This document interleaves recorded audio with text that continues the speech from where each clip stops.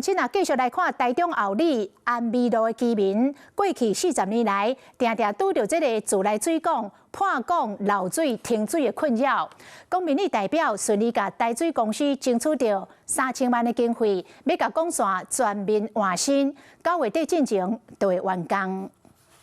后里安美路和四周围巷下水道水管线用超过40吨，因为用久后期，唔那定定管线破去，道路嘛三不五时伫咧开挖，包括大坑细坑，影响当地的生活和用路的品质。常常现在是旧了吼，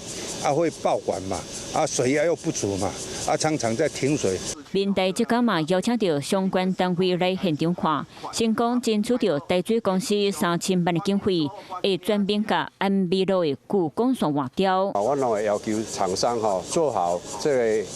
最好的准备莫去影响到咱这个时间附近用路的品质啦台水公司就讲，9月底进行完工，除了会当改善当地472户用水品质，道路无平问题，卖做一摆处理解决。